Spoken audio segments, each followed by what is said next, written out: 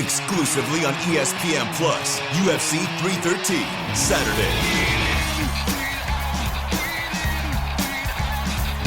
Reigning light heavyweight champion Alex Pereira defends his title against number one contender Magomed Ankalaev, and an explosive lightweight bout between Justin Gaethje and Rafael Pazzi.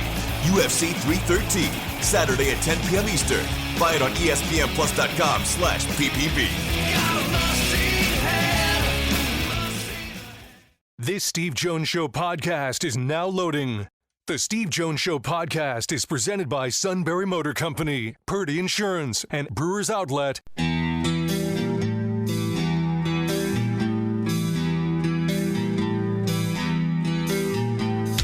Bringing you an in-depth look at Penn State sports and more. This is the Steve Jones Show on News Radio 1070 WKOK.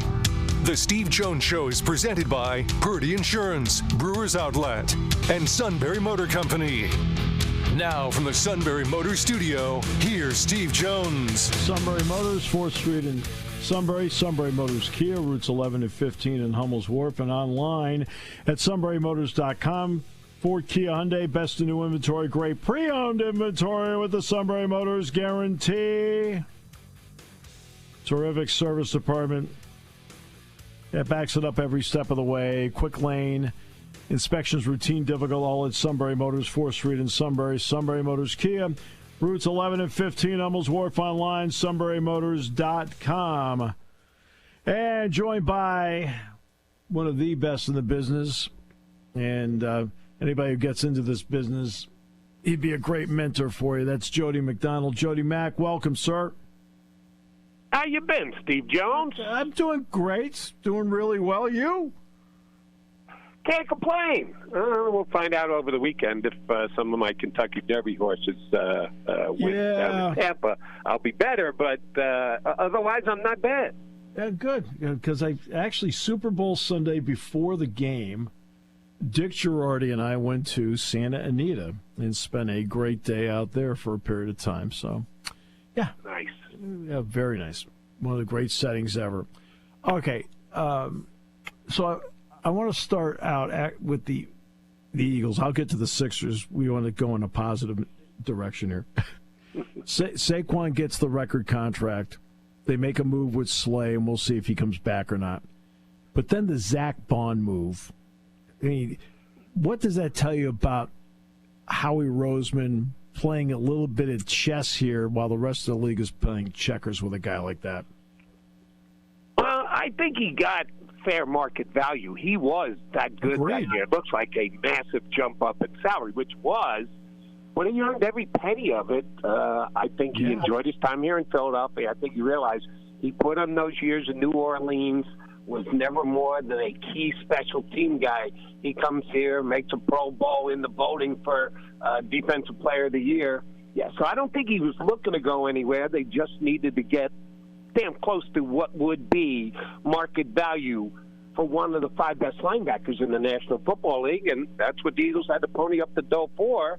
It shows that Howie is committed to pay the players who do what they do and help the Eagles win the way they do. Certainly did that with Saquon, with his extension, and Braun was, on the defensive side, probably pretty equivalent to what Saquon was on the offensive side. So the Eagles are keeping the band together, and that's usually a good thing to do after winning a World Series.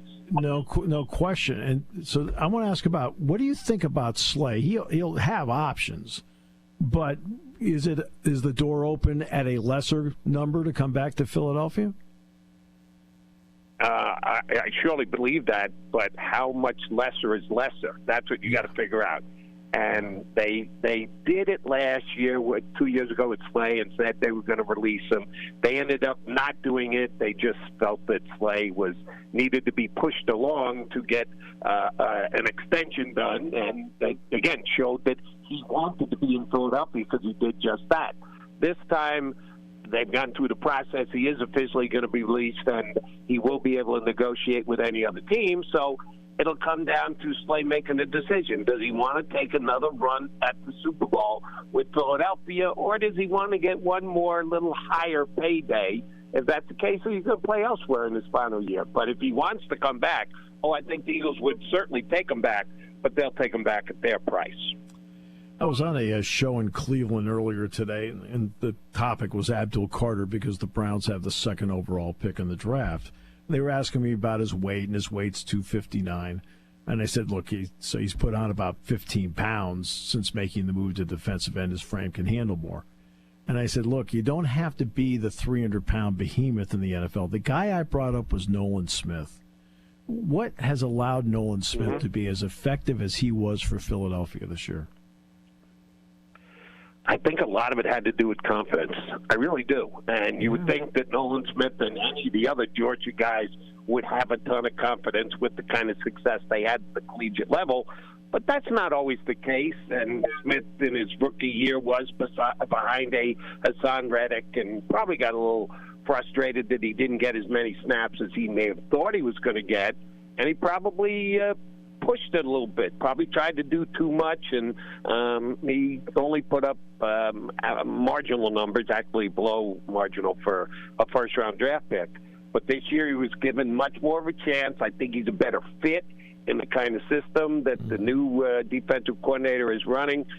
Fangio's system seemed to work for most of the Eagle players, but I think he was a specific fit on it. So that's why I think you saw as big a step up from him this year as you did. And I think there's a better than 50-50 chance that Josh Sweat is going to be elsewhere. So you can pencil in Smith for even that many more reps this upcoming year. They obviously make the move at with an offensive coordinator because Kellen Moore ends up with the Saints. But what I found interesting was Scott Loeffler becoming the quarterback coach and leaving the head coach job at Bowling Green. Jody, you and I both know as an offensive mind, this guy has a superior offensive mind. I thought, me personally, that as the quarterback coach, that's a steal for Philadelphia to get a guy like that. They've been pretty good at picking the quarterback coaches the last couple of years. I guarantee you that it was Moore who suggested they hire his buddy who followed him from Dallas to Los Angeles, then here to Philadelphia, now following him again to New Orleans and gets to be the offensive coordinator down there. But they know how important that position is. They're trying to keep Jalen on as much a straight now as they can, but they continue to have to change offensive coordinators, and the quarterback coach usually goes with that as well. I was a little surprised by Loeffler. You usually don't leave, I know it's the NFL as compared to college, but you don't leave a head coaching job for a positional coach on the NFL level. So, yeah, I think they did a pretty good job. The one thing that surprised me above and beyond that was I don't know if he had any background connection to any of the key players here in Philadelphia. I don't know that he's got a Sirianni tie or a Roseman tie. So it was just purely something that everyone knew that they were looking for a quarterback coach. I guess his agent reached out to the Eagles. They had a good meeting, and they, I guess, ended up hiring him. I'm with you. I think he's a smart offensive mind, and he certainly knows quarterbacks. But he now, just like everybody else, is going to get to know Jalen Hurts because Jalen has had a lot of change over the last several years. Yeah, he sure has. Okay, so now let's depress the audience. The Sixers.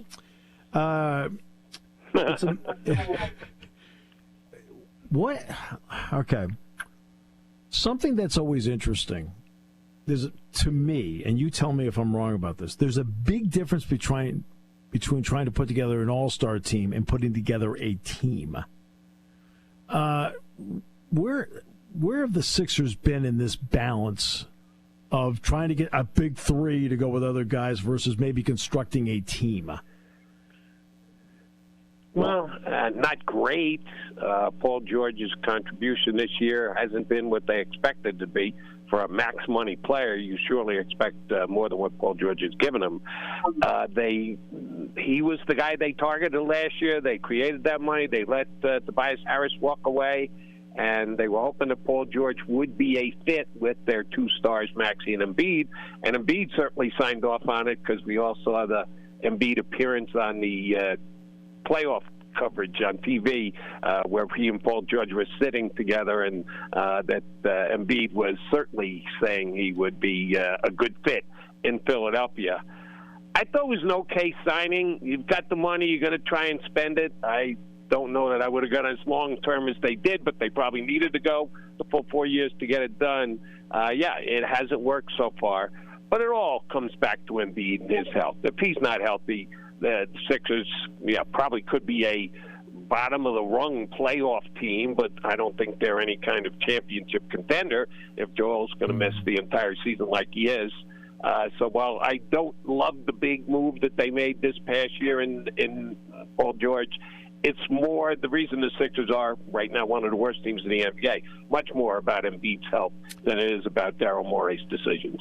Yeah, he came into the league not healthy. He missed the first 2 years, and then, of course, when he's been out there, he's done some terrific things. He's got this long-term contract now, and this is a big man playing on bad knees. I mean, how concerning is this moving forward? Oh, I think there's a possibility that Joel Embiid may never play again. I'm with you. I'm not saying that's most likely, but it's a possibility, which is bad. I looked it up the other day. If he had played every game since he came into the league, regular season, 11 years times 82 games per, it's 902 games. Joel Embiid has played 452, which means he's played just above half of the games. Right. You don't draft a guy at number 3. You don't give him a max money deal and then a max money extension when you're only going to get half the games out of him. So Embiid and his health has been a major cause of headaches and problems with the 76ers. And now that they extended him this past year, he's got 4 more years to go on his contract. It's not going to get any better unless Joel Embiid's health gets better for the 76ers in the upcoming future. All right, so let's go down to the track. You're going to look at some Kentucky Derby contenders. You got some eyes on some. So where are the Jody Mack eyes looking at when it comes to the Derby? Big one for me this week with the Tampa Bay Derby. It's the last of the 50-point races. Then the week after, we start with the 100 points, and that's the horses that win and or finish second there will be all but locked into Kentucky Derby spots. Tampa's a big race for me this week because 2 horses I've liked and already bet in the futures book are facing off against each other. Owen Almighty drew the rail, which the rail is only okay at Tampa, a mile and a 16th. He finished second in the prep race leading up to the Tampa Bay Derby. If he wins, he goes on to the Derby. If he loses, they're going to point him toward the Pat Day Mile on Kentucky Derby Day, which is a nice race and doesn't do me any good with my Kentucky Derby future bets. And the other horse I'm going to be pulling for this week is Chancellor McPatrick. Was very good last year in New York, won the Champagne at Belmont. Didn't fire on the Breeders' Cup Juvenile last year. Middle of the road finish, 6th or 7th, somewhere thereabouts. Has not raced since, but Chad Brown has been training him. And you remember Chad Brown had Sierra Leone last year. Yes. Was one of the Kentucky Derby favorites going in. Finished second in the Derby itself by a nose, and a nose ahead of the third-place finisher. So it's a very similar horse. They both come from way off the pace. We saw last year it could happen in the Derby because McPatrick almost won, and he was well behind. So I'm believing that Chad Brown has another very good closing 3-year-old on his hands this week, and if McPatrick wins this week, he'll be one of the favorites for the Kentucky Derby, mark my words. Who's he got riding him? Who's Chad Brown have riding him? Chad's got Flavien Prat, not a bad way to go. Irad is in town to ride my other horse, Owen Almighty, on the rail. So I would say probably the 2 best jockeys in the entire world on my 2 horses this week in Tampa. So I like my chances. Absolutely, because the day I was out at Santa Anita for the with Dick, Pratt rode 3 horses that day. Guess where they finished? 1, 1, and one. First, yeah. One, and one. And if you were with Girardi, I know you were backing Pratt because he's Dickie's favorite jockey, and that's not a bad choice to have as the best jockey around. I always ask about trainers and jockeys all the time because it just tells me there's certain advantages they bring to the table if they've got a good horse versus somebody else. Jody, you're the best. Thank you for your time. You make everything better when you're on. Appreciate you.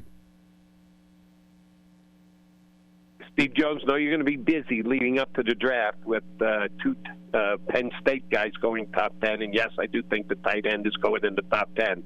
So yes. Enjoy doing your own guest spots around the country leading up to the draft. You got it, my friend. Thanks, Jody. He is the best. Jody McDonald, Jody Mac. I love talking to that guy. He just knows so much. It just has such a great feel for it. Yeah. Okay. Take a break. Got a lot to talk about. Bucknell, big game tonight with Loyola. Look, these are all NCAA tournament games. The NCAA tournament starts tonight for Bucknell, and they get to do it on their home floor. That's what these games are. They're NCAA tournament games. This is different than playing in the SEC tournament, playing in the Big Ten tournament, where you got some teams trying to win their way to the bubble, have a chance at quad one games, things like that. These are, when you are in a one-bid league, these are NCAA tournament games. And a well-timed 3-game winning streak gets you the recognition of being in the NCAA tournament, where at that point anything can happen. So, yeah, that's what tonight is. You want to know what tonight actually is? That's what it is. All right. Come back. We'll talk about the NCAAs. A lot to talk about with the NCAAs. One-lines, things like that as we continue here on News Radio 1070 WKOK. Party time, game time, or just fun time. Doesn't matter what time it is because it's Brewers Outlet time. The beverage supermarket has the area's largest beer selection. Imports, microbrews, ciders, and domestics. Pick from over 100 ice-cold 12-packs and dozens of 24-ounce singles. Soda, snacks, hot sauces, fresh roasted peanuts. Make it one-stop party shopping, and don't forget the pickle bar. So whatever you're celebrating or just doing it up, Brewers Outlet, Reagan Street, Sunbury wants to see you. And thank you for your years of patronage.